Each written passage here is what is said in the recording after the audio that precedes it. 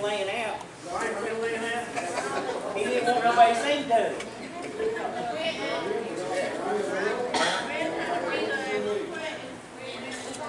Stand up.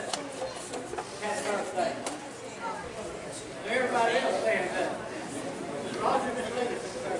Oh, happy birthday to you. Oh, happy birthday to you. May you feel Jesus near every day of the year. Oh, happy birthday to you. Oh, happy birthday to you. For the best one that you've ever had. About anniversary. Anybody had an anniversary? Not yet. Happy birthday. Your anniversary. Let's pray for the choir.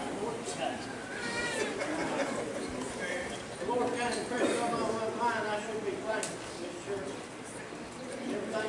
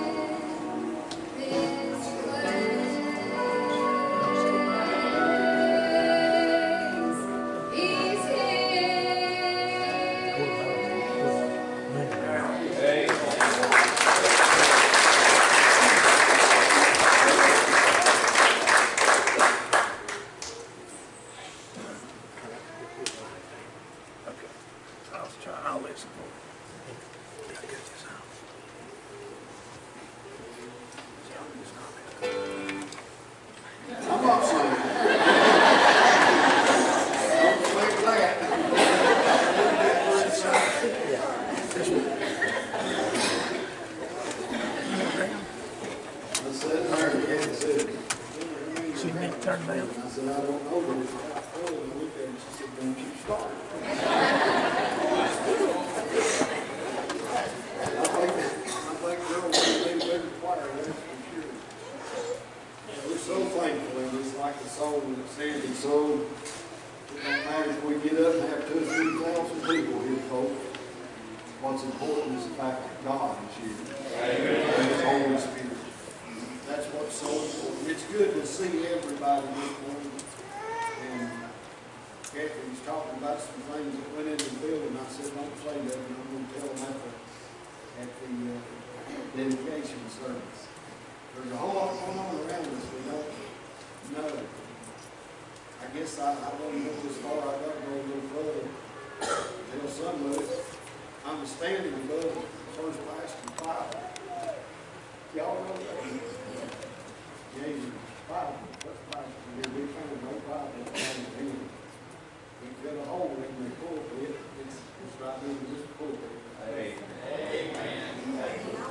If you look when we poured the foundations out here, the scripture must be written all throughout the foundation. And when we drained it out, everybody went and there's scripture. Everybody's favorite scripture is written on the studs of this building all the way around. So we're surrounded by the Word of God. I won't go any further with that. Get your Bibles, if you would, and turn with me to the 6th chapter of 2 Corinthians. This is actually the chapter we were in on Wednesday night, but it's not the same scripture I'm going to read it. But when you find it, out of respect for God's Word, stand with us for just a minute. When we do have some with us the first time this morning, let me welcome them. Let me say we don't believe in visitors. If you're here, you're just one of us. And we're proud to have you with us in the house of God here today. And we want you to feel welcome and enjoy yourselves. You say, normally, first Sunday like this, it would be a thankful message or dedication message or something, but God has given me something totally different this morning that I'd like to bring a message from, and you'll figure that out in just a minute. But if you would, look with me down about the 14th verse, and we'll read the remainder of the chapter, the 6th chapter of 2 Corinthians. Starting at the 14th verse, the Word of God says this to us. It says, be ye not unequally yoked together with unbelievers. For what fellowship hath righteousness with unrighteousness? And what communion hath light with darkness? And what concord hath Christ with Belial? For what part hath he that believeth with an infidel? And what agreement hath the temple of God with idols? For ye are the temple of the living God. As God said, I will dwell in them and walk in them, and I will be their God, and they shall be my people. Wherefore come ye out from among them, and be ye separate, saith the Lord, and touch not the unclean thing, and I will receive you. And will be a father to you, and ye shall be my sons and daughters, saith the Lord. That's all I'm going to read. And if I was to take a text this morning, a thought that you could think about, it don't even necessarily come out of this scripture, but it goes along with it. In the 16th chapter of the book of Jeremiah, the 6th chapter of Jeremiah, and the 16th verse, I believe it is, it said, stand ye in the way, and see, and ask for the old paths, wherein is the good way, and ye shall find rest for your soul. That's what I like to bring a message on this morning, Gene. God being my helper for just a few minutes is the old paths. They say, well, we've got a new church, it don't matter. We need to be in the old paths. Preacher, we got new carpet. I love good carpet. I'm glad that folks that we don't have to build a cut somebody come early and y'all have to bear with us. It's going to take a while to get our sound system where we want. We're going to get there, don't make me sure. I'm glad that we don't have to have somebody come early and build a fire in the coal stove to warm the church up. I'm glad we've got a good heat system. I'm glad it's good and cool for us. I can remember the days when we'd have to raise the windows and the ladies were all sitting around them big old fans. They didn't have a fan, they'd take them old redback Himmels and they'd make the best fan you ever seen. They'd be fanning them. And I'm glad I can remember folks, the pews that we had sat on, that when you sit down you had to be real careful. And above that, when you got up, you had to be real careful, or they'd pinch you. I'm glad God gave us new benches. I'm glad He's gave us good carpet and a good sound system, and He's gave us all the things that we need to be comfortable. But they ain't a bit of righteousness in the pew or in the carpet. But it said, stand in the way and see, and ask for the old paths. And when you find them, walk therein. Gene, when I came here as pastor, I made a statement, and I've stuck with it ever since. And it ain't got a thing to do with me, but it's been God, Jim, from the beginning right on through. And if anything else is done in this church, it'll still be God. That's all we got. That's all that we can depend on this morning. But I made a statement. I said I believe that there's still a lot of people out there that's looking for the old-time way. I still believe that, Don. I believe that God has proven that there's people looking for the old-time way. The Bible said, and some says that this is talking about marriage. I don't know so much that it's talking about marriage as it's talking about God's people. To be ye not unequally yoked together with unbelievers. Because what it starts asking questions in, that what concord hath Christ with Belial, or what goodness is there between a righteous man and between an infidel? And let me tell you today that there is no, that makes some big comparisons there. And you get to looking at it, there's no way that we can mix. You take like oil and water just don't mix. And let me tell you about that. After a while, I wish I had time to get into that a little bit. You can take a little oil, you can take a little water, and you can put it in a jar and you can shake it up, and you let it sit there, and you know what it'll do? It'll separate. And we're out in the world every day, and I understand that, and there needs to be a separation today that we're thinking about. And I'm going to tell you more than that. If you take oil and you take water, and I know a little bit about oil, not a whole lot, but I do know this, that if you put it with water and you mix it long enough, it won't separate. Did you know that? If you take oil and water, you mix it enough, it becomes a thing known as an emulsion, and it will not separate from water. And that's what happens sometimes in our lives. We have to go out in the world, and you know what? There's a separation between God's people and between the world today. And we go out in the world, but let me give you a fire warning today, folks. You get too deep in the world, you get out there too long, you just keep mixing, you just keep on throwing the world in with your religious life. There'll come a day that it won't separate. Did you know that? There are those out there that say, well, I can't feel it anymore. You might be in an emulsion stage. You might have been shook up for too long.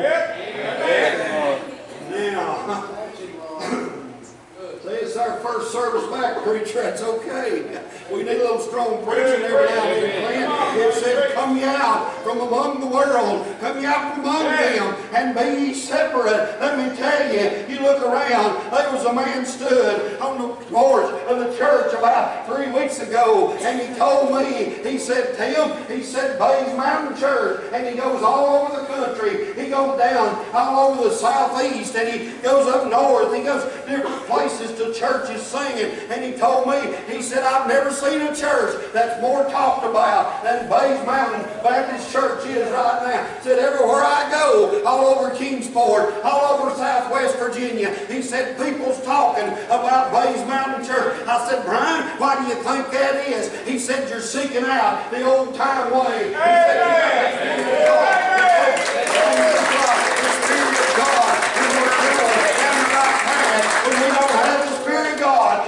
might as well close the door and go home. But preacher, why are you preaching so hard this morning for? It's so easy. know it's easy. It's so easy to go down the wrong path. Lord, let's don't take our blessings and go down the wrong path, but let's take our blessings. Let's get closer to God. Let's seek out the old path. That's a good way. Let me tell you, it stood still for 2,000 years. It brought our forefathers to this point. It saved my soul. It blesses me still yet. It's still good. It takes us all to heaven if we'll just stay in that good old way.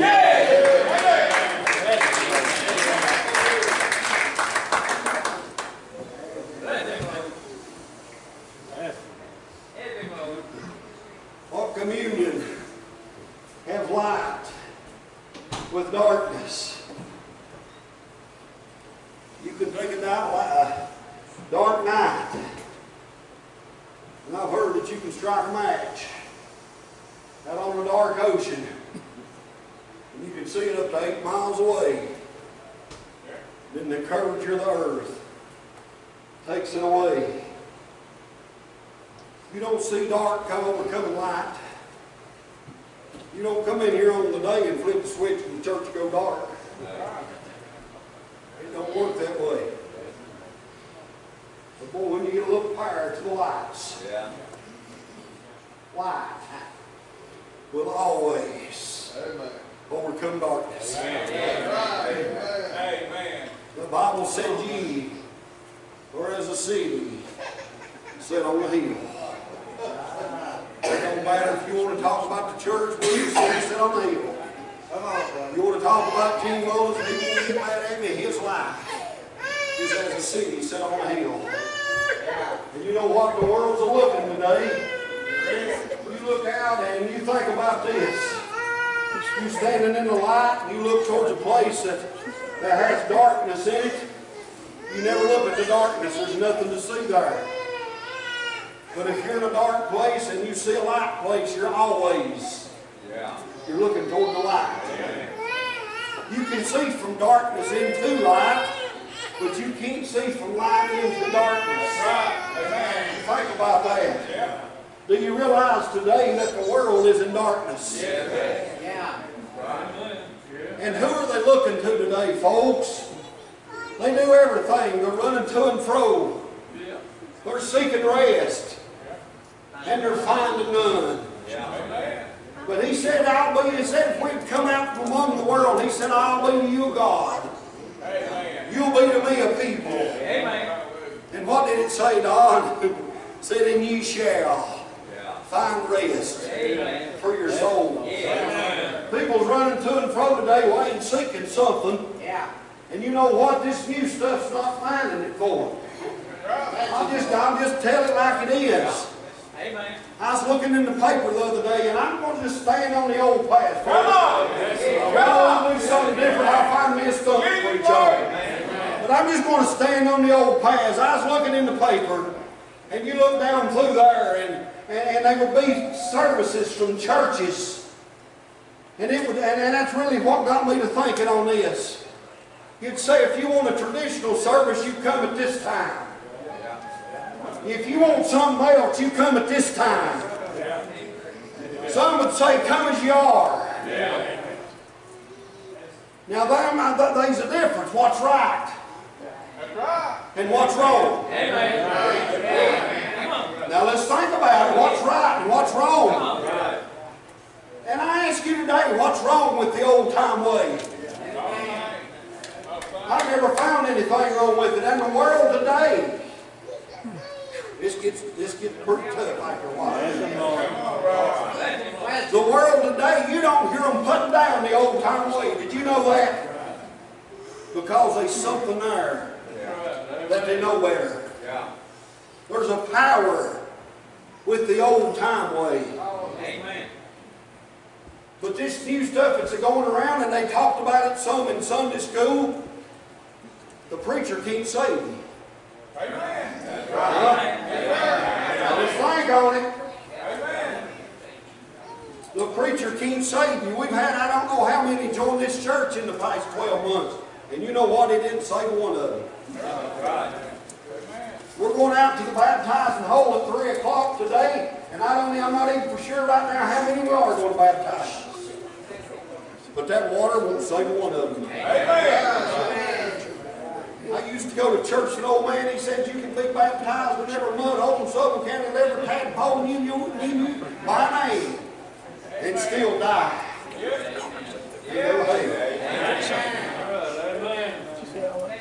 Preacher, how do you get there? It takes the blood of Jesus Christ. It's used us for burdens.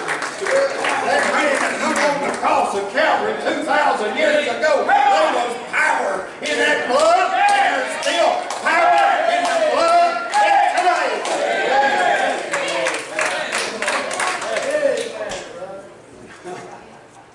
You go back over to the book of Ezekiel. Third chapter, and I think it's down about the 17th verse. Oh, God told old Ezekiel, he said, Ezekiel, I'm going to do something for you. He said, I'm going to make you a watchman. And you know, with the word Christian, it's been different this morning. Yeah. Have you ever noticed, I'm going to back up a little bit. You can ask people about their salvation. A lot of them won't tell you when they go to church. You ever done that? When's the last time somebody walked up to you and said, brother, are you saved by the grace of God? We got away from that. Huh? Everybody will say, I go to church down to so-and-so. I go to Brother Nelson's church.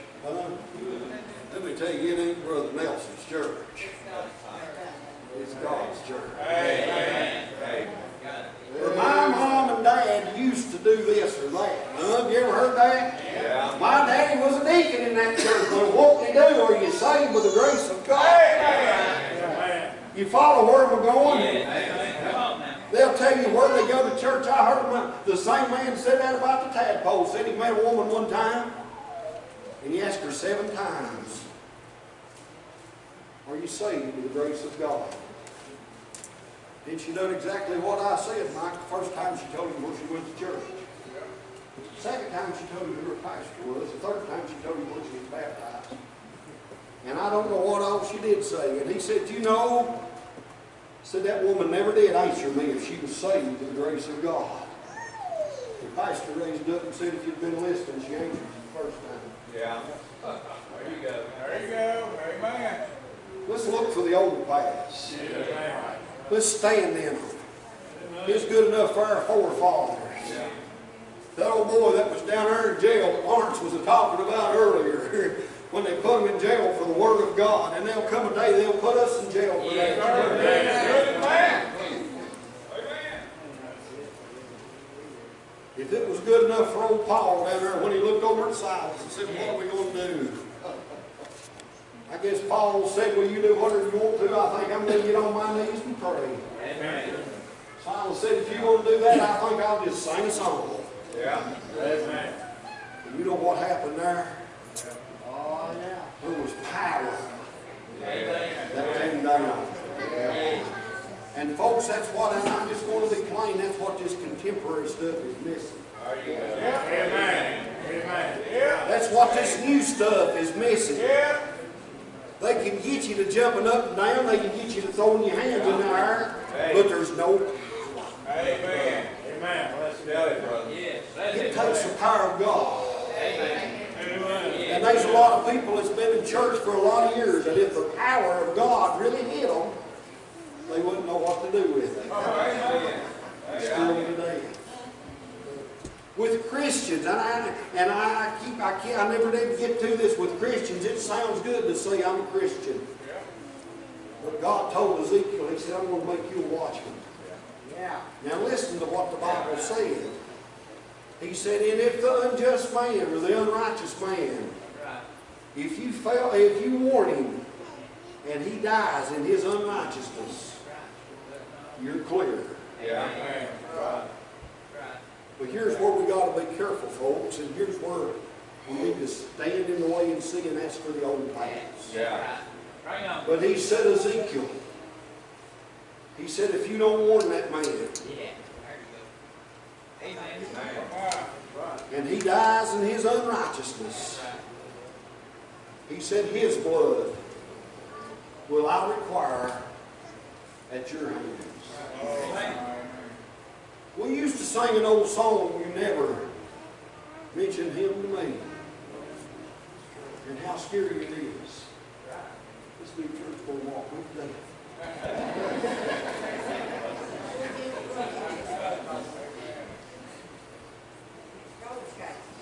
We need to stand in the way and see. What's wrong? Let me ask you, what's wrong with the old past? What's wrong? You say, well, all the wagon tracks around the church are gone. I could care less about the wagon tracks. There you go. Folks, when's the last time we got on our knees and prayed? When's the last time your children heard you pray? When's the last time your children saw you open the Word of God? That's the old past. You say, I take my children to church. Well, there's some that just send their children to church. And I'm glad to do it. If all you do is bring your children to church, I'm glad you do. I'm glad they're here. But I'm going to tell you something. If the only teaching they're getting is in the church house, somebody's letting it down. There you go. Amen. What about the old past? What about knowing where our help comes from? Preacher, why did you preach that this morning? I want to see this church look for them old past. Yes, amen. God's blessed us beyond any measure. Amen. When I come here, I thought we'd be able to look at 50 a year. God's doing good. It didn't take much to clean it. And it just kept right on going. And it's God. I want you to know it's God. Amen. I want to give him full credit for that. Amen. Folks, if we keep going, we're going to have to get to a higher level. You know what they say? Let's get closer to God. Why are you preaching on the old path, preacher? I'm going to give an altar call for the lost today. I'm going to give an altar call to the church, to the saved people. I want a commitment. I want us to renew our commitment. That, Lord, we're going to look for the old paths. Lord, I'm going to stand in the way and see, and if I can't see it, I'm going to ask for it. That old path. I want to come out. I want not just Kingsport in Southwest Virginia to be talking about Bays Mountain Church, but I want it to spread. You take a fire and you put it and start it in a sage field, and it's gone. Folks, that's what we need this morning. Are you in that old path as deep as you need to be? Are we standing in those old ways? Well, let me ask you something, and this is hard to swallow sometimes. Have we compromised just a little bit? You think we've compromised just a little bit? I think we need the old things, don't you? Amen. Let's all stand while she plays. I'm not going to hold you. I want a commitment from the church this morning. Are you ready to commit? Would you come to these altars this morning? Well, if we use the altar more as saved people, we'll see more lost. Would you come to these altars this morning and say, preacher, I'm going to recommit?